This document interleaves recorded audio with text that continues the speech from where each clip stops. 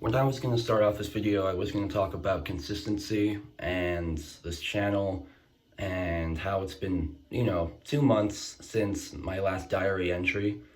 And all I said about that in my last diary entry that I watch movies all the time. And I just want to say that I'm sorry. There's been a lot of stuff in life right now. And I'll promise that I'll do better. I'm just lacking, motivation. And for the past 2 days, I've been taking a hard look at my life, and just like wondering like what and accomplishing. I feel like I accomplished like I'm at the start, and I should be proud that I'm at the start and I haven't accomplished much. But I've accomplished much for the standards of someone who is my age, 18. So I was just gonna say that. So I guess the whole point of that thing was like I'm consistently inconsistent, which in theory makes me consistent. So I promise I'll put out more videos and stuff. I've seen a lot more movies since then, and I want to talk about more movies with you guys. Like today's movie, 28 Days Later.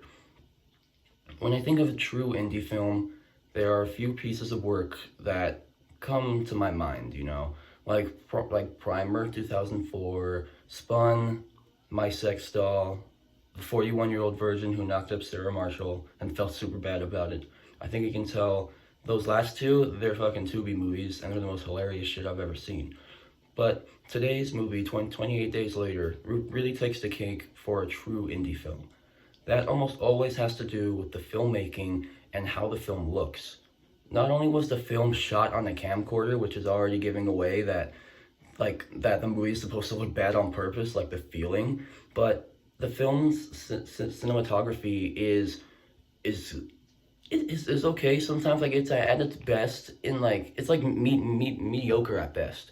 It's like best in wide shots of the environment, like of the city, and also like the characters.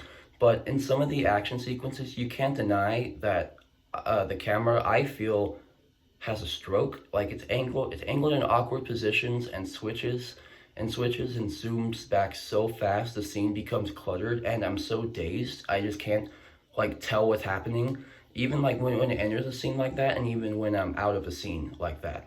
This also really applies to the more unique part of the cinematography, where the camera is shown from the point of view of the zombies, because and because of the way this stand out, this technique is the center point of how the scares of this movie are supposed to work.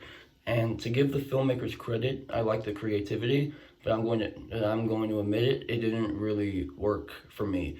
I like the intention behind it, where you can immerse yourself and see not only what the zombies are seeing, but what the characters are seeing as well. What you are seeing, you're seeing a guy in a bathtub rant about a fucking movie, seeing what you are seeing in the first person. It's just it's what this movie boils down to. It just looks awful, and the movie becomes a mess when it happens. And sorry guys, I'm a little bit sick right now, but that's how you can sum up this movie. It just looks bad, and there's some camera choices and angles that just make me that's just are really questionable, and just makes the film really a mess. But the rest is good. The story's fine for a zombie movie. The characters are fine, especially Selena.